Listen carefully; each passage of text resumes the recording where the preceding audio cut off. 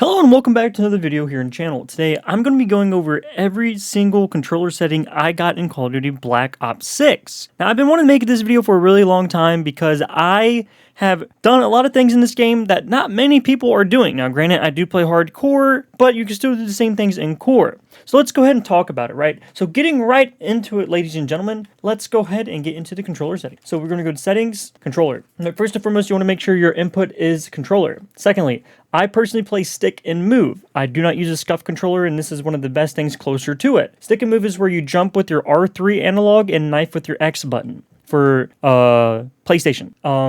And it's similar in the same way with Xbox. You will be knifing with your A button. And my stick layout preset is default. Now, when it comes to your sensitivity in the game, everyone does it completely different. What I would recommend for you is to load up and match against bots. You want to have your sensitivity high enough to where you can do flicks on people, right? Not really sure what the best setting for that is because everyone plays a little different. But I'm going to be showing you some settings in a moment to where you can actually create a thing called a sweet spot in your aim to where you can actually be a little bit more snappy. So for me personally, I use 2.60 for both of them. Now the sensitivity in this game has been a little bit different than previous Call of Duties. It actually is a little slower, so you got to overcompensate for other sensitivity settings you would use in other Call of Duties. For instance, in Call of Duty Modern Warfare 3, I used the sensitivity settings, I believe it was, I think it was like numbers. I think I used like a 15 and 15. And this sensitivity right here was fast enough for me, which is similar to the 15-15 sensitivity. Even though it's not, 3 point something, right? It's 2.6, which you would basically expect it to be a little bit faster, but it's just slower. So that's what I personally would use. So if you use something like a 6.6 or anything like that, you would typically start off around 1, right? That is a little bit slower than the actual 1 sensitivity. So you would need to overcompensate for it a bit. So if you're playing 6.6, of course, or 5.5, bump it up to like 1.6, 1.5, around there, and play with the settings. You might have to go up a little bit more, but that's what I would personally recommend. Next up, simplified controls, preset off. Low motor strain preset off. Bumper ping off. Now, I typically play with my controller with R1 and L1 as my aim and shoot buttons, but by all means, if you use the triggers, you can use the triggers. This is all about how you play. But personally, for me, I love the OG, old style gameplay for Call of Duty, so this is how I personally play. Controller vibration, always turn your controller vibration off, unless you really enjoy your controller shaking in your hands and distracting you, but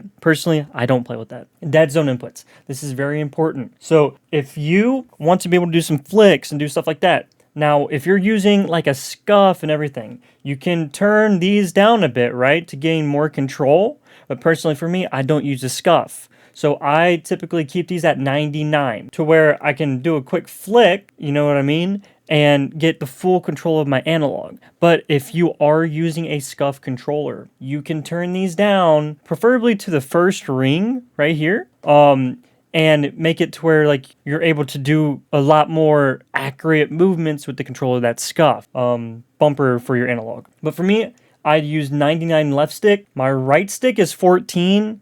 Only because I have a lazy analog on my right analog stick. That is because I play stick and move, and that's the downside to stick and move is you will overuse that analog a lot. I've been through a bunch of PlayStation 4 controllers, and that is the controller that I use. I always loved the PlayStation 4 controllers. They fit my hands very perfect compared to the PS5 controller to where my pinkies hurt really bad when I play with it. So left stick max is 19, right stick min is 14. If you do have a lazy analog, bump it up by 1. Play the game, bump it up by 1, play the game. You basically want to find a sweet spot for your controller to work really good, still while having a lazy analog. Right stick max is 99, and then left trigger and right trigger. Now, because I shoot with my top buttons, and if you were shooting with your back buttons, always make these 0, right? You really don't want to have any type of delay when it comes to shooting your trigger unless you have your controller modified for you to do so. A lot of people within this community, such as myself and many others, do not have modified controllers. I literally got a default $70 PlayStation 4 controller. You don't need to have delay to these because they can affect your playstyle for the game. Going into aiming. Now, this is where we're going to be breaking down things really nicely for you guys. So we went over sensitivity already, and basically with your sensitivity, you want to have it to where you're able to move really fast and have some decent reaction time. Now, this right here is the most important part of this entire controller video. It is your sensitivity and aiming sensitivity multiplier. So here we're going to open it up. So I got my third person sensitivity multiplier at 0.95. I typically would run it down to 0.90, right? Everything for the vehicles and tablets, all normal. I do not mess with those. Down here, ADS sensitivity multiplier. I up that up by 0.10. And then under that, ADS sense multiplier focus, I got that at 0.90, right? So now I got a buffer zone, right? I got 0.90, 10, I got 0.10 below and 0.10 above, right? And then we're going to go down into aiming advanced settings. We're going to go to show more, and I got standard, standard, standard for the first three. Then ADS sensitivity transition timing instant, right? Immediately when ADSing, right? Third person ADS sensitivity type, I got it as precision, but you can also have it as assist or whatever, but precision should be fine for third person. And then aim response curve type dynamic, right? Now go to show more. I got this at 0.95. Now essentially what I did was I created a buffer zone for my sensitivity. So on screen, I'm going to be showing you a diagram on what we got kind of working with our sensitivity multiplier. So we got the high zoom, I think it's high zoom, or an optic focus at 1.10. Then we got the default one at 0.90. And then we got the aim response curve at 0.95. So essentially we got a sweet spot for our aim assist now, right? To where if we do minor movements in our left analog, shimmying back and forth, or even flicking our analog, we can get very sticky onto our targets. That is essentially what you want. You don't want to overcompensate it, especially if you're using higher sensitivity, but you don't want to undercompensate it, you know, to where you're not getting the full benefit of your aim assist, right? And of course, yes, aim assist is pretty cheesy at times, I will admit it, but if everyone's using it, you use it. That's what I got. Custom sensitivity presume, I got this off. You really don't need to mess with this unless you're a sniper and, you know, you're like flicking things really quickly, you know, by all means, you can experiment with this. Personally, for me, I don't need that. All right, so basically, the diagram of which I'm going to explain to you is we're going to look at this mannequin real quick, right? So whenever you are ADSing, you actually got an invisible bubble for your aim assist. Now, what do you mean by this? This invisible bubble, like, what are you talking about? So this is what I mean, right? So as you see on screen are the 3 sensitivity settings I got situated for my weapon. Now, of course, one of them is a optic, so I don't really have an optic for this weapon, but we're going to compensate for that as well.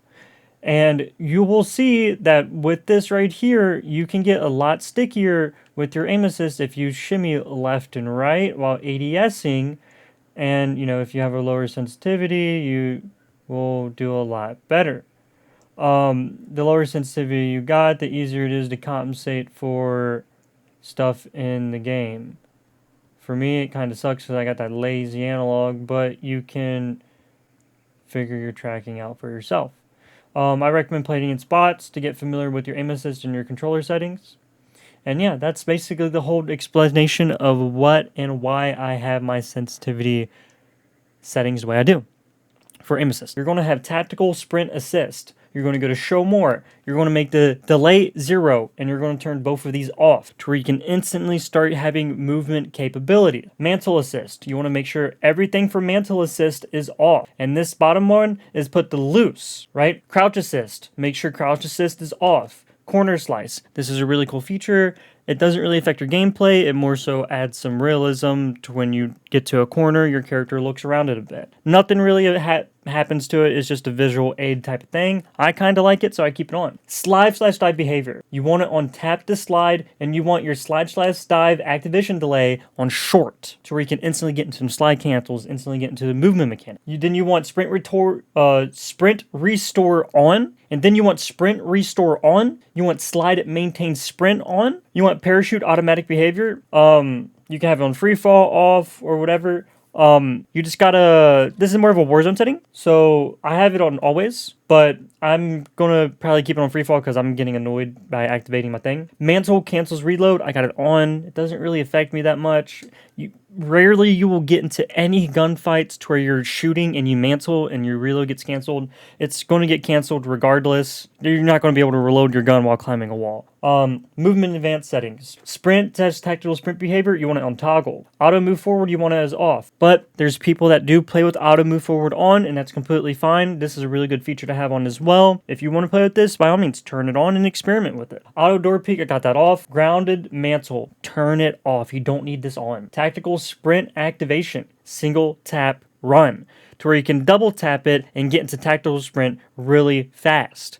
And I don't know if you guys know this or not, but when it comes to manipulating your sliding behavior and your movement behavior, every time you get into a sprint, like a tactical sprint, it resets your slide cancel. So if you know how to button map, let's say, for instance, you're playing stick and move, and this is how I button map. So whenever I'm running in the game, I will jump with R3, I'll press circle while in midair and ADS. Right there, I got a really nice slide going, right? While ADSing. And then I will double tap sprint to reset, then I'll jump, ADS, slide again, or jump, slide again. And you can literally do this movement so quickly. And I'm going to be showing you an example on screen to where you know what I mean with this. And while you're doing these movement mechanics and having it to where it's pretty instant, you're going to be having an improvement in your quality of your gameplay 100-fold. Plunging underwater, I got it on free. And sprinting door bash, this is really good to have on Warzone. If you're not rocking this on Warzone, I don't know what you're doing. You can literally finesse people with this so badly. All right. Vehicle behaviors, I don't even mess with them. I just keep them as they are. So like how I was also explaining how I button map. So I jump with R3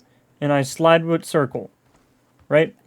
So what I explained is whenever I sprint, I jump in ADS and press circle. Jump, ADS, circle. So I'm jumping, circle, ADS. But I'm ADSing and pressing circle at the exact same time. So like this, you see how I'm sliding? Just like that.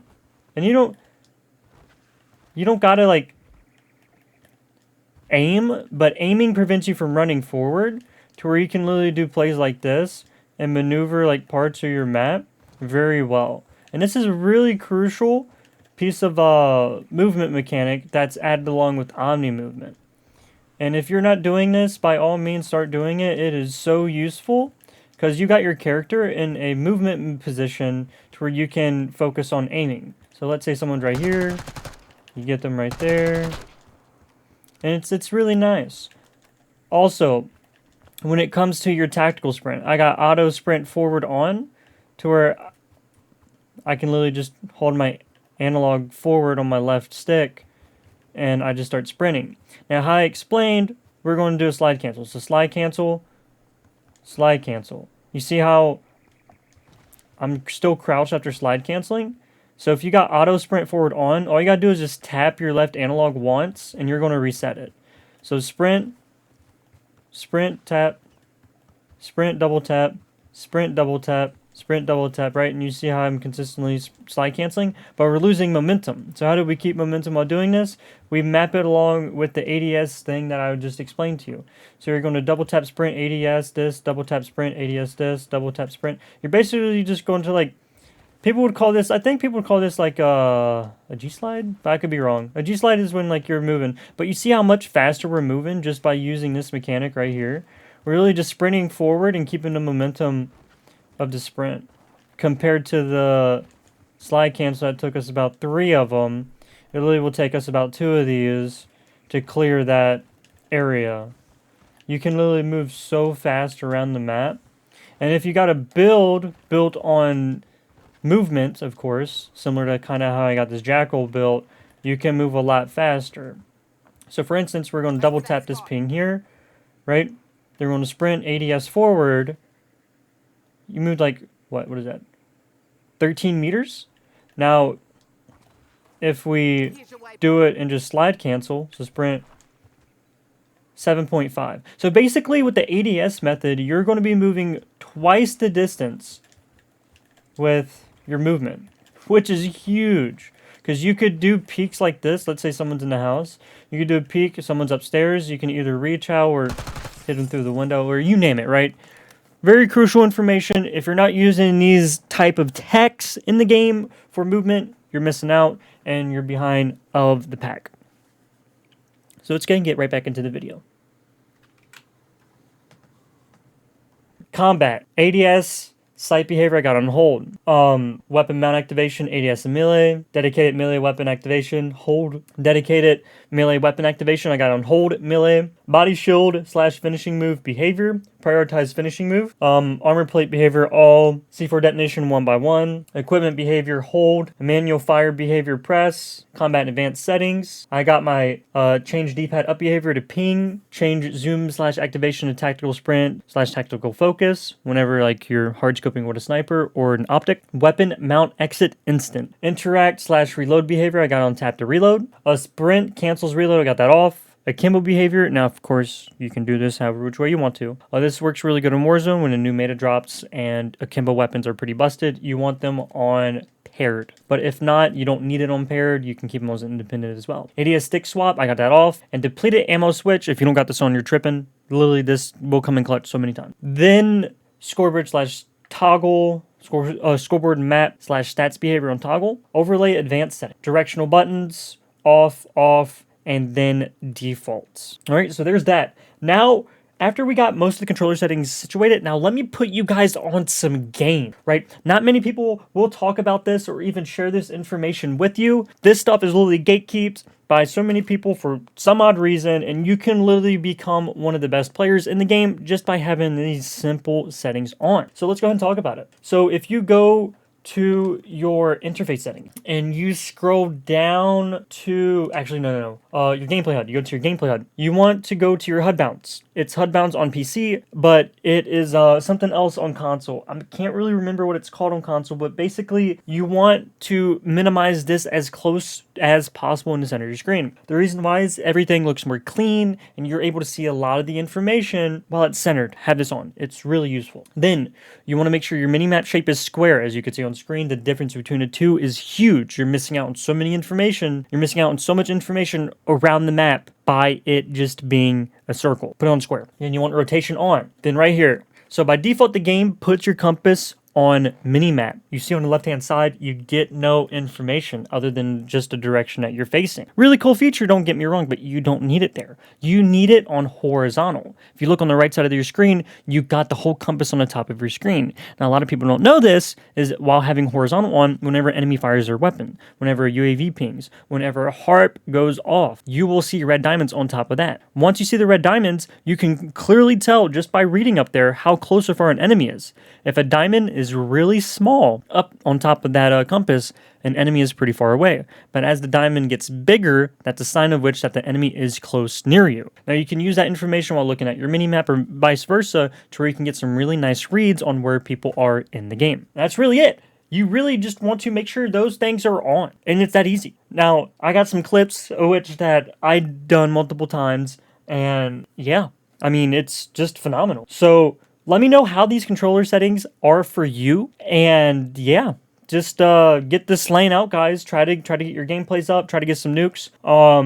Honestly, if you guys ever want to play with me, by all means, drop your Activision down below, and I'll be more than happy to add you on my friends list. I do have well over 1,000 friends on the game, so my friends list is bugged. I can't really send people friend requests for some reason, or I can't receive them. I got to basically send them out. I don't know why, but I can't receive friend requests. I can only send them out. So with that being said, appreciate you guys tuning into the video. I will catch you guys on the flip. It's been a pleasure, and I will see you guys in the next one. If you guys are looking forward to entering a giveaway for Call of Duty Black Ops 7, by all means, enter hashtag giveaway down below, and I will be putting your name in a note folder that we will be running a giveaway about a week or two or even a month before the game drops for the actual game for Call of Duty Black Ops 7. And for everyone that's entered, of course, you will have an opportunity of having access to the game. So with that being said, ladies and gentlemen, I really do appreciate it. Hope you guys have a good day, and I will catch you guys on the flip. Bye, everybody.